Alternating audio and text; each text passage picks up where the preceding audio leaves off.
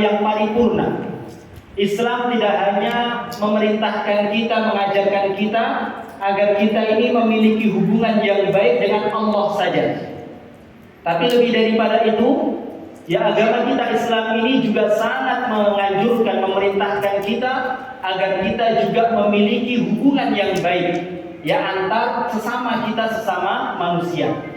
Untuk mewujudkan hal tersebut, untuk merealisasikan hal tersebut, agar di antara kita, ya di antara manusia ini terjalin hubungan yang harmonis, ya hubungan yang baik antara satu dengan yang lainnya, maka satu hal yang sangat diajarkan, yang sangat dianjurkan ya di dalam syariat Islam, yaitu hendaknya kita berhias, ya berhias sendiri dengan akhlak mulia. Ya dengan akhlak mulia, ya maka kita akan ya bisa menjalin hubungan yang baik, hubungan yang harmonis antara kita dengan orang lain. Terlebih lagi bahwasanya akhlak yang mulia ini ternyata juga memiliki kedudukan yang sangat tinggi di dalam syariat Islam. Ya, memiliki kedudukan yang sangat tinggi. Maka Rasulullah SAW beliau pernah bersabda bahwasanya di antara tujuan utama ya diutusnya beliau ya ke muka bumi ini yaitu untuk menyempurnakan akhlak manusia. Sebagaimana beliau mengatakan innama bu'itsu liutammima makarimal akhlak. Ya sesungguhnya saya ini diutus oleh Allah hanyalah untuk menyempurnakan akhlak manusia. Jadi akhlak yang mulia ini menjadi prioritas utama. Ya tidak bisa dipandang ya sepele. Ya prioritas utama ya dalam syariat Islam. Maka tidak benar ya apabila kita mengatakan yang penting imannya kuat, yang penting akidahnya lurus, yang penting ibadahnya baik, ya, yang penting hubungan dia dengan Allah baik. Itu sesuatu yang sangat penting. Tapi kita tidak bisa menyepelekan ya akhlak yang mulia. Bagaimana kita ya berakhlak yang baik, bermuamalah yang baik dengan ya sesama manusia. Bahkan ya Rasulullah SAW ketika beliau ditanya tentang amalan yang paling banyak memasukkan manusia ke dalam surga, Su'ila Rasulullah sallallahu alaihi wasallam an aktsari ya ma yudkhilun nasa al-jannah. Rasulullah ditanya tentang amalan yang paling banyak memasukkan seseorang ke dalam surga, maka apa yang dijawab oleh Rasulullah sallallahu alaihi wasallam? Beliau mengatakan taqwallah wa husnul khuluq. Ya, amalan yang paling banyak memasukkan seseorang ke dalam surga yaitu takwa kepada Allah dan husnul khuluq, ya berakhlak mulia.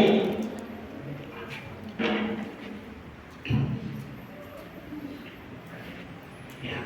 Dan kalau kita perhatikan hadis tersebut, ya bahwasannya akhlak mulia itu termasuk dari takwa Allah.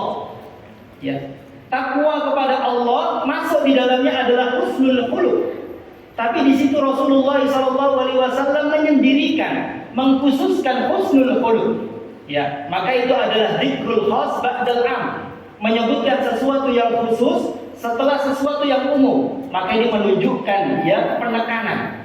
Ya, kata Rasulullah taqwallah ya wa husnul khuluq. Yang paling banyak memasukkan seseorang ke dalam surga yaitu takwa kepada Allah. Padahal masuk di dalamnya adalah husnul khuluq, tapi Rasulullah ya mentakkidkan, menguatkan lagi wa husnul khuluq. Bahkan ya Rasulullah SAW pernah menyatakan orang yang paling dekat tempatnya nanti dengan Rasulullah pada hari kiamat yaitu orang-orang yang memiliki akhlak yang mulia. Kata Rasulullah SAW, inna ahabbakum ilayya wa aqrabakum minni majlisan yaumal qiyamah ahsanuhum akhlaqan, ahsanuhum khuluqan atau ahasinuhum akhlaqan.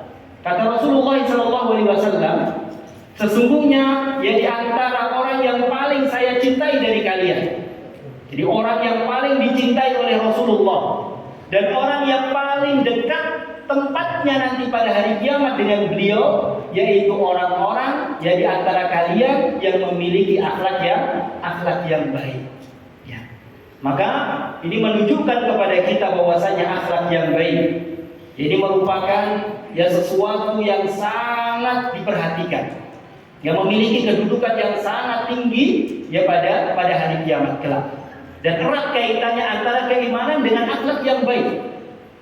Ya, seorang yang imannya sempurna, semakin kuat keimanannya, semakin sempurna keimanannya, ya maka tanda dari kesempurnaan iman tersebut yaitu akhlak yang baik yang dia perlihatkan. Kata Rasulullah SAW, "Akmalul mu'minina imanan ahsanuhum khuluqan." Orang mukmin yang paling sempurna keimanannya, yaitu orang yang paling baik akhlaknya. Ketika Rasulullah SAW ditanya oleh seorang pemuda tentang orang mukmin mana yang paling baik, yang paling afdal. Ya Rasulullah, ayyul mu'minina afdal? Ya Rasulullah, orang mukmin mana yang paling baik, yang paling mulia dari semua orang mukmin? Siapa yang paling mulia di antara mereka? Maka kata Rasulullah, ahsanuhum khuluqa. Orang mukmin yang paling mulia, orang mukmin yang paling baik, yaitu orang mukmin yang paling sempurna akhlaknya.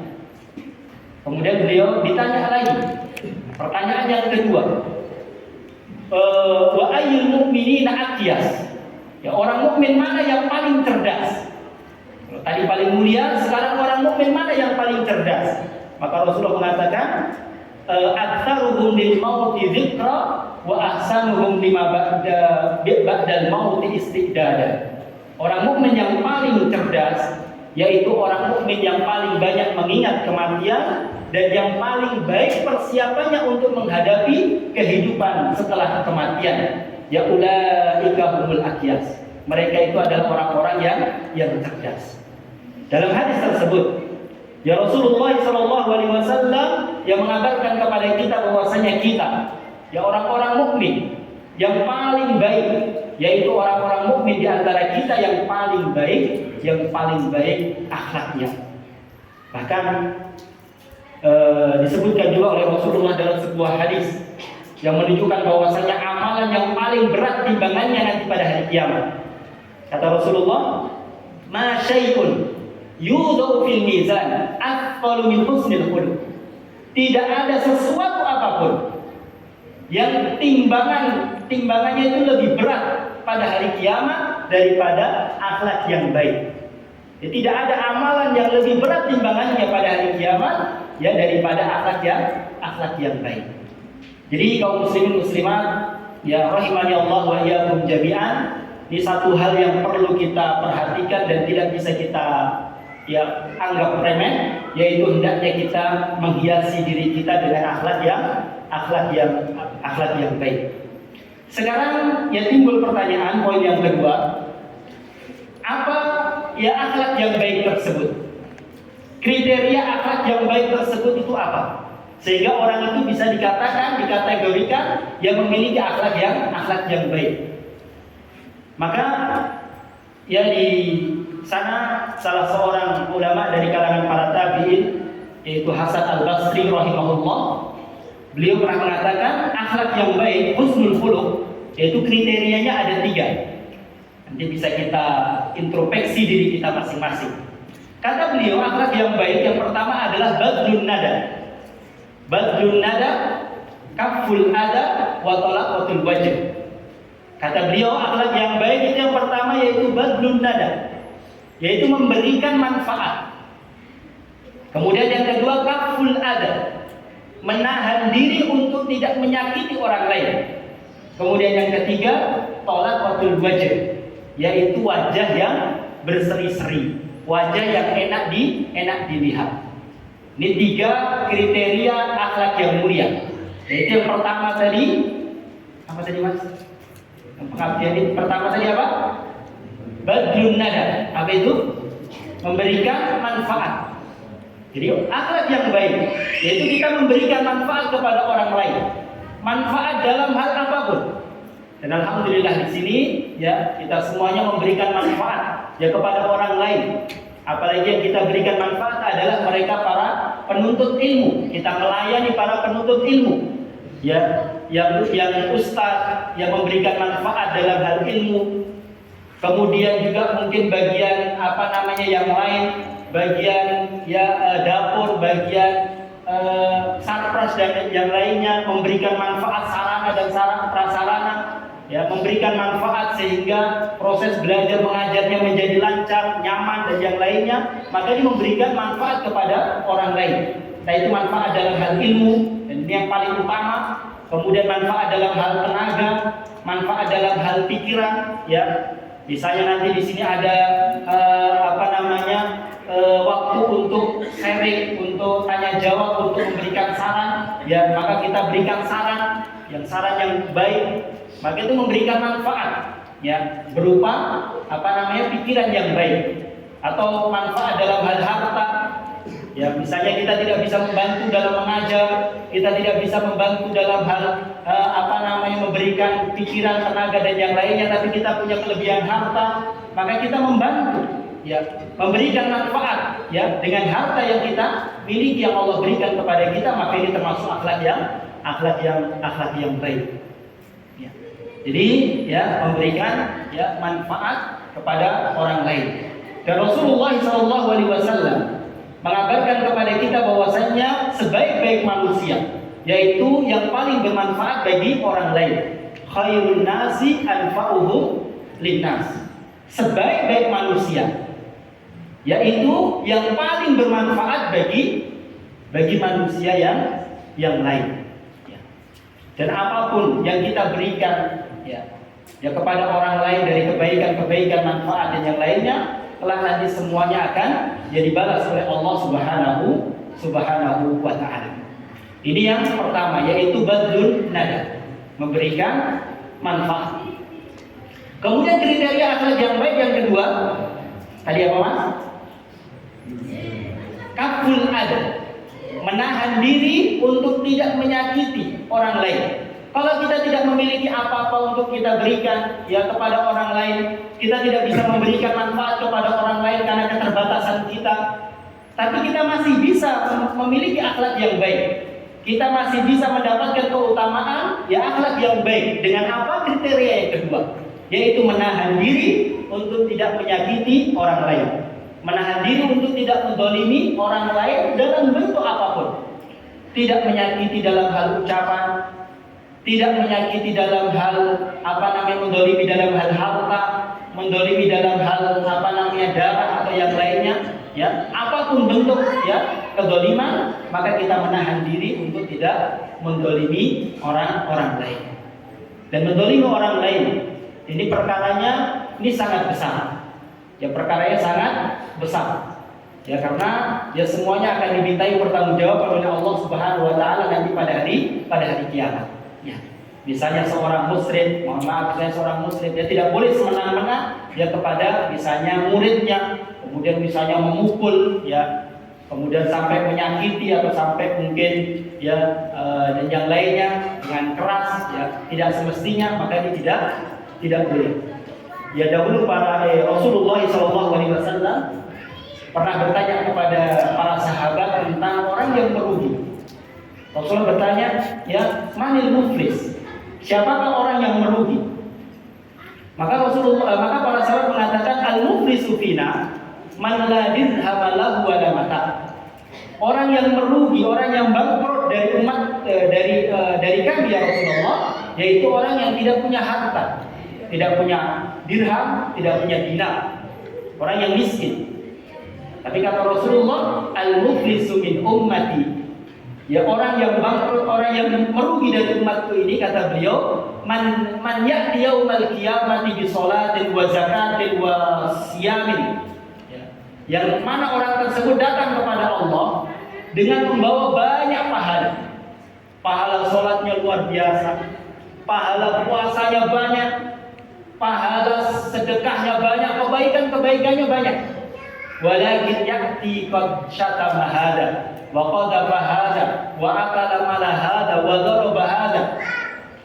Tapi dia datang juga kepada Allah pada hari kiamat dengan membawa kejahatan-kejahatan, kedoliman kepada orang lain.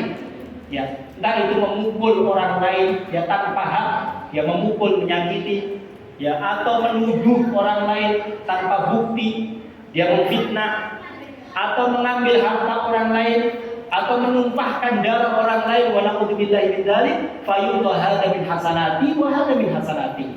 Maka orang tadi, ya kebaikan-kebaikannya, pahala-pahalanya, sebetulnya pahalanya banyak. Karena kedzalimannya, ya maka pahala tersebut diberikan kepada orang-orang yang dizalimi. Sampai kalaupun pahalanya habis, kedzalimannya masih belum terbayar semuanya, maka dosa-dosa orang yang dizalimi tadi ditimpakan kepada orang tersebut. Akhirnya dia menjadi orang yang bangkrut. Asalnya dia datang dengan membawa banyak pahala, tapi pahalanya habis. Ya, untuk membayar dosa kedzalimannya, bahkan dia harus menanggung kedzaliman ya orang-orang ya yang dia zalimi. Ya. Ini perkara orang yang datang kepada hari kiamat dengan membawa banyak pahala. Maka bagaimana lagi kalau ya orang datang pada hari kiamat kepada Allah tidak membawa pahala yang banyak, tapi justru kedzaliman, kejahatan yang dia lakukan justru sangat banyak. Wa na'udzubillah min dzalik. Dan dahulu datang seorang kepada Rasulullah SAW. Orang tersebut bertanya kepada Rasulullah tentang seorang wanita, imra'atun tusalli fil lail wa tasumu fin nahar wa tasaddaq wa taf'alul khairat. Kata pemuda tersebut, ya Rasulullah, ada seorang wanita yang mana wanita tersebut ya pahalanya sangat banyak. Sholat malamnya dia jaga. Jangankan sholat 5 waktu, sholat malamnya dia jaga. Siang harinya dia puasa. Ya. Dia banyak bersedekah dan dia banyak melakukan amalan-amalan kebaikan. Waktu dijarah bilisaniha. Tapi ternyata ya dia juga menyakiti tetangganya, saudaranya, orang lain dengan lisannya. Dia tidak bisa menjaga lisannya. Banyak orang-orang yang tersakiti dengan lisannya. Maka kata Rasulullah ya tentang wanita tersebut apa? La khaira fiha. La khaira fiha bal hiya finnar. Tidak ada sedikit pun kebaikan pada perempuan tersebut, bahkan tempatnya dia di dalam neraka. Wanita yang seperti itu. Kemudian sahabat bertanya kepada Rasulullah setelah mengetahui hal tersebut. Para sahabat mengatakan, ya Rasulullah, imra'atun, yang ada seorang wanita tusallil maktubat, yang dia itu hanya sholat yang wajib saja. Wa tasaddaqu bil athar, dan dia hanya bersedekah sedikit dengan sisa-sisa harta. Ya, dia ibadahnya sedikit. Walakinnaha la tuqdi jaraha bilisaniha. Tapi ya Rasulullah, wanita tersebut ya menjaga diri untuk tidak menyakiti orang lain. Dia jaga lisannya untuk tidak menyakiti orang lain. Maka apa pendapatmu ya Rasulullah? Maka Rasulullah mengatakan, hiya fil jannah. Wanita tersebut ya tempatnya nanti di surga. Ya. Yang membedakan adalah akhlak yang baik. Jadi kita harus menjaga diri, ya sebisa mungkin kita menjaga diri ya untuk tidak menyakiti, untuk tidak mendolimi orang lain dalam bentuk apapun. Walaupun kita tidak bisa memberikan manfaat. Kemudian yang ketiga, yang terakhir dari husnul khuluq, akhlak yang baik. Yang ketiga tadi apa? Talaqatul wajah yang berseri-seri, wajah yang enak dilihat. Jadi ini juga yang perkara yang mungkin sepele, tapi ya ini sangat dianjurkan di dalam syariat kita. Ya. Dan ini benar apa yang dulu saya masih ingat sekali dulu Pak Sudi, mana Pak Sudi? Ya, yang dulu ingat beliau sampai sana, kalau saling ketemu itu saling menyapa, saling senyum gitu. Ya walaupun kita nggak kenal, ya sama masyarakat, kalau keluar santri, ya pengabdian dan yang lainnya, kalau sama masyarakat, ya senyum, ya menyapa dan yang lainnya. Ini perkara yang dianjurkan, yang diperintahkan di dalam syariat kita. Ya. Dan ini juga adat kita, tradisi yang baik dan selaras dengan syariat kita. Ya senyum, ya.